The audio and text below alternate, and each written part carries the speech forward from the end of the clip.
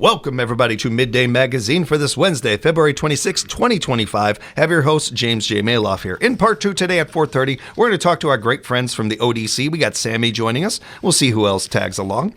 We're going to start right now, though. Want to shout out Lance Plimmel. Usually Lance is with us at this time. He's not able to be with us right now, but because his staff and him are so good at this, they set up somebody for us to talk to, and we get to hang out with Chad Schooley from the Wood County Parks and Forestry Department. I was just telling Pam the other day, Chad, we don't get to talk nearly enough with you. It's great to have you in, man. How you been? I've been very good. Thanks for the invite. I always like coming in and giving updates. So, and we're going to update people on a number of different things today. I can't wait to do that. I do want to shout out our great friends over at Wisconsin Rapids Community Media. Do yourself a favor, if you haven't done so already, go to YouTube, type into your search bar Wisconsin Rapids Community Media, and subscribe to their page. Keep up to date on all the great work that they are doing.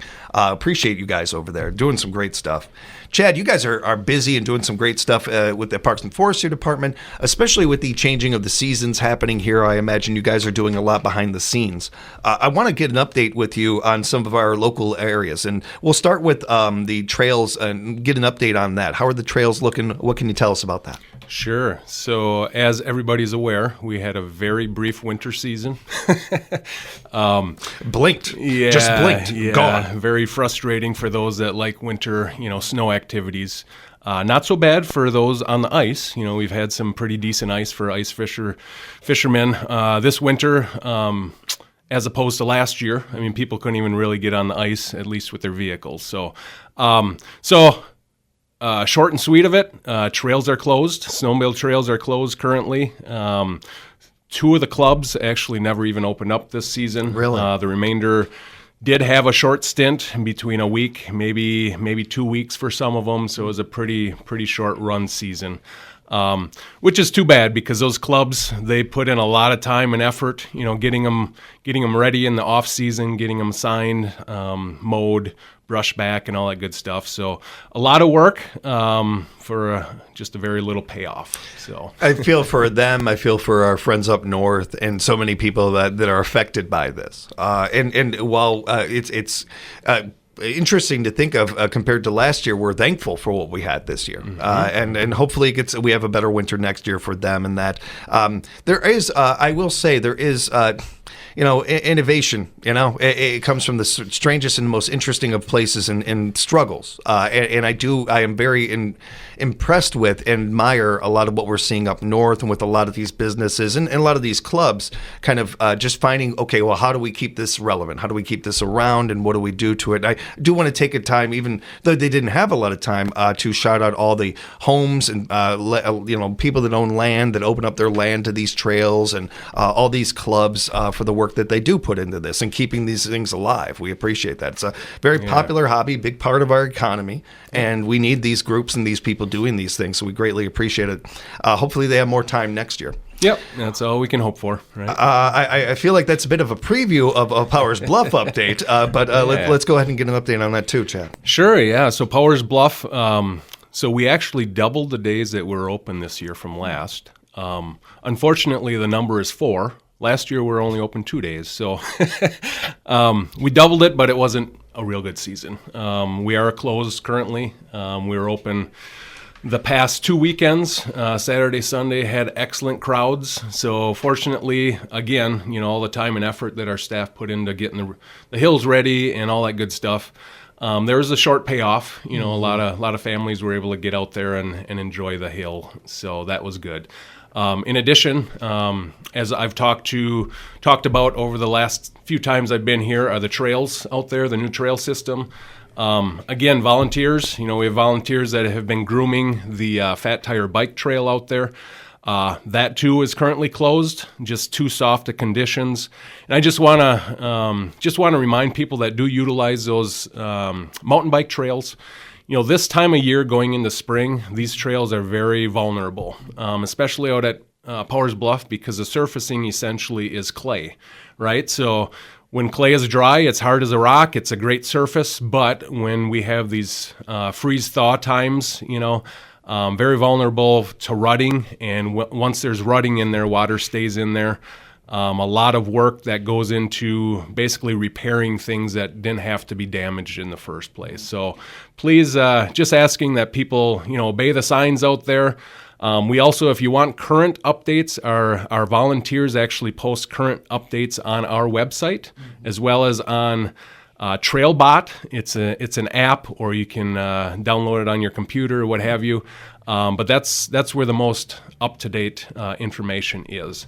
In addition to the mountain bike trail, we also have the multi-use trail out there, which again was groomed for fat tire biking, snowshoeing, and cross-country skiing. Parts of the trail within the woods, there's still snow cover, but anything that's been exposed out in the field, anything that gets any sunlight, really it's gone. The base is gone. So for that trail, the multi-use trail, use your discretion. It's not going to be in great condition by any means. So yeah, that's kind of a Powers Bluff update at this point. So, Chad, taking in consideration the things I was talking about earlier, and with all the empathy in the world, I asked this next question because I am a big believer in silver linings. And I think that no matter what happens in life, you can find some silver linings. You got to do some digging sometimes, but you can find them. With the current situation and the way things are there... I hesitate to use the word positives for lack of a better word, but are there some positives we can take from this as far as for the Parks and Forestry Department? Are you guys able to get a head start on other things? Save money in the budget here and move it here? Just not without trying to dig too deep into it on you. Is there things that we can kind of take from that? Well, and a part of that really is going to be what we get into next. This winter has been awesome for the purpose of going into a park that we're taking over.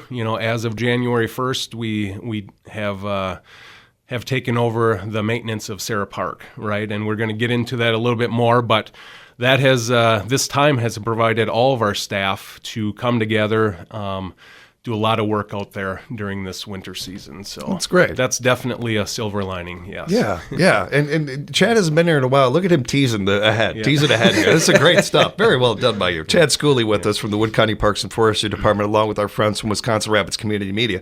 And let's get into that, Chad. But first, you guys have a Parks and Forestry Open Spaces survey going on right now at their website, and encourage you to bookmark it if you haven't done so already, woodcountywi.gov, woodcountywi.gov. What can you tell us about this survey and what we're to expect with this? No, I appreciate you bringing that up. So this is a process that we go as a department. We go through every 5 to 7 years. It's a requirement through the Wisconsin DNR. Any basically governmental entity that would like to apply for outdoor recreation grants that are administered through the Wisconsin DNR are required to have an up-to-date comprehensive plan.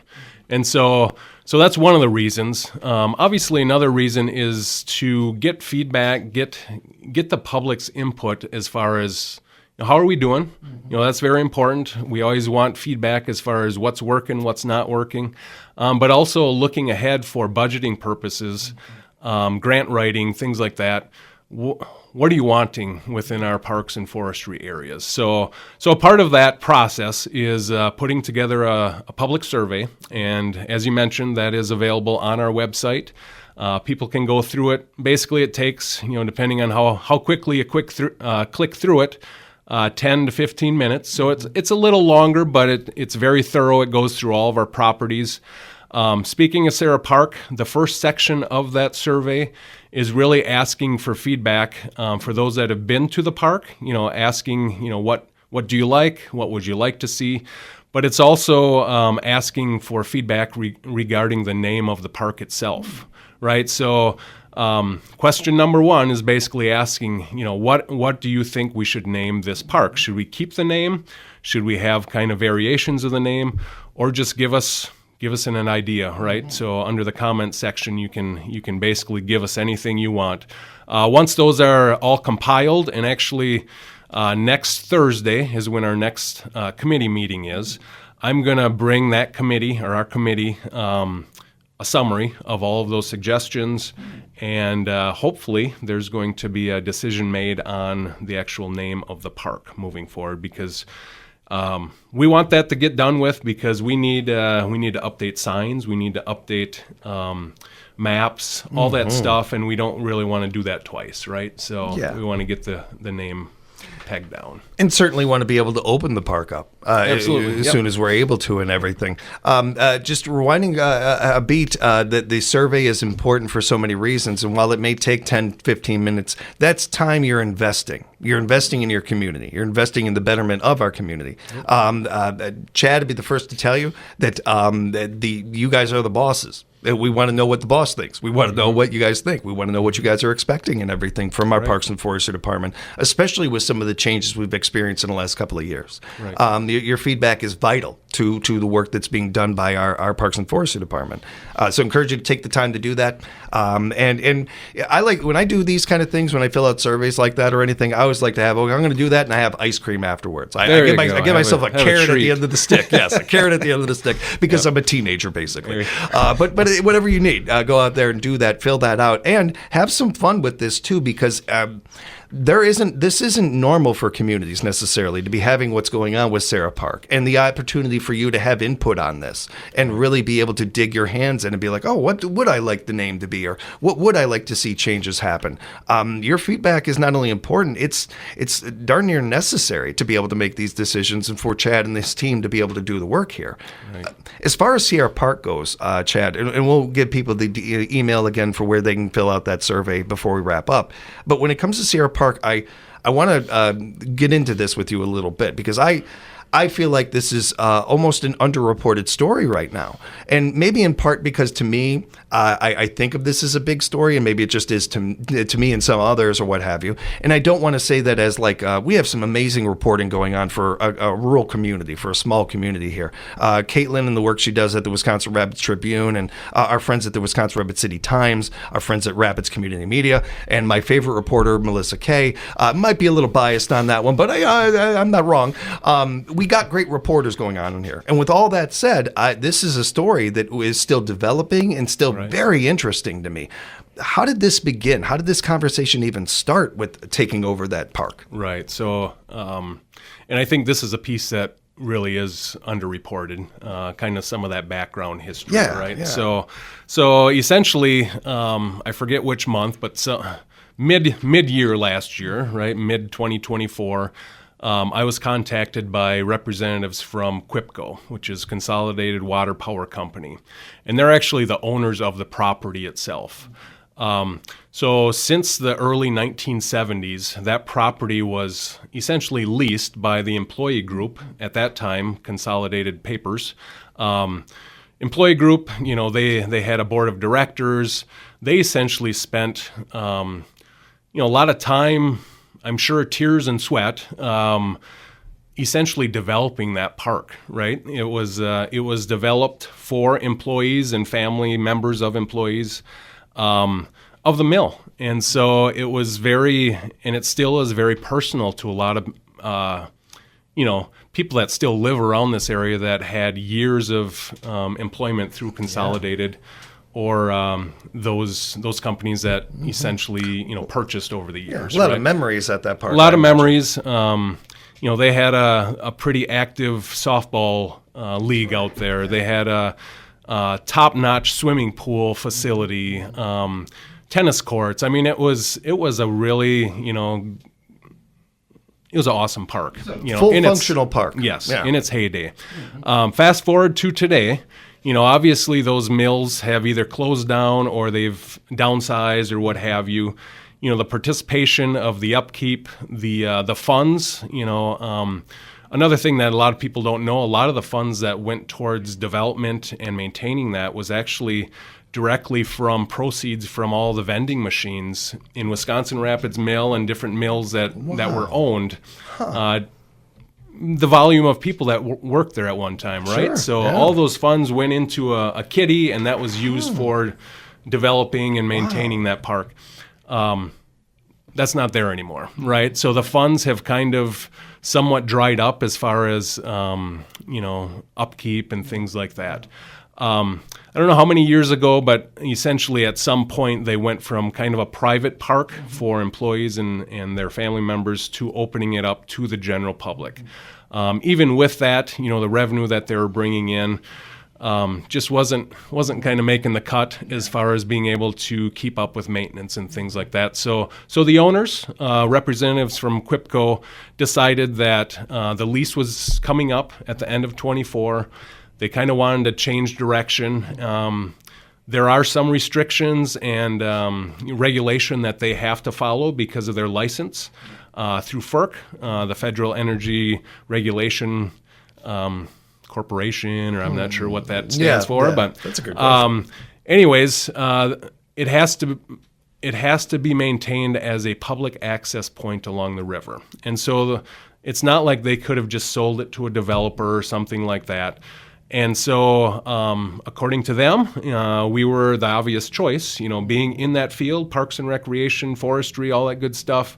And so they approached us. I brought it before our committee, and there's been nothing but support as far as basically adding this park to our already outstanding fleet of parks, right? So really extends that stretch a little bit more. Right. And while there is some work and maintenance to be done, and certainly as regarding the survey, information to take in from the community about what to expect or what you want from this park, you are getting something that is there's a blueprint already for. Yeah, it's functional. It needs a little updates, but it's got a functioning campground, right? There's 59 electric sites, 6 non-electric sites. It's got a large shelter building, a smaller shelter building, basketball courts, playgrounds. Again, kind of outdated. We're going to have to be doing some replacement of those features, but yeah, I mean it's a location right on the Wisconsin River, beautiful. Right across the river from Anchor Bay and some other activities on the beer and flowage, very popular location. So yeah, it's a great spot. So. And longtime listeners know that I can't help myself of connecting dots and all that. And we started a lot of this conversation talking about some of the hits our economy has taken, the hits that some of our local businesses or clubs have taken with the lack of snow. One of the big things that is going on right now is how do we counter that? How are we going to make up for that economy? How are we going to make up for that time and all that? I'm not saying that this is going to fix all of that, but here is an option. Here is another revenue source. Here is another opportunity for people to go and do their hobbies, or a place to go and have some fun, a recreation area that, again, is not built, but is so, like, the foundation's there for you. You got a lot to work with this. Right. This is such a smart investment. This is such a smart... I'm a big fan of repurposing things. Never thought about repurposing land or a park or something like that, but that's what we're doing here with this, is reimagining it, re-looking at it, and saying, hey, community, what do you think? What would you like to see out of this park? Longtime people in this community, too, not only the ties and the memories they might have to it, but for a lot of families as well, hey, I never got to go to that park. Right. My family wasn't a part of the mill. Right. I want to go check that out. We've been going to Point for how many years, driving past it and everything, kind of want to go check it out, want to actually be inside and stuff. There is so much... opportunity with this that seems very exciting. Yes, it is extremely exciting.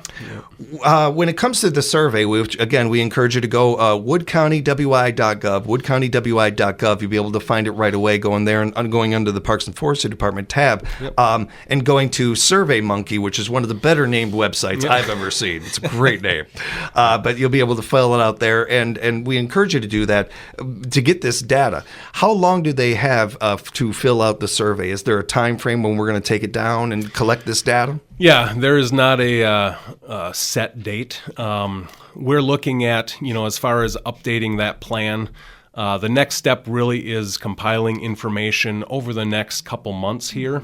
So again, nothing, if you go on today or next week, it's still going to be up. It's just at some point we're going to be compiling all that data. So. And when you guys know, I'm sure you'll be putting it on social media that hey, the survey is going to end in a week or something like that. So another good reason to like and subscribe to what they're doing on social media at the Parks and Forestry Department to keep up to date on those things. And I did have in one of my questions, what's next for Sierra Park, but we kind of answered that really. Well, there is one other thing I wanted to mention is that right now, it's not live on our reservation system. I know we do get, phone calls almost on a weekly basis, just checking out, when can we start reserving. The reason being is that we do have that project as far as remodeling the shower building. It's bid out. We're supposed to be receiving those bids next week.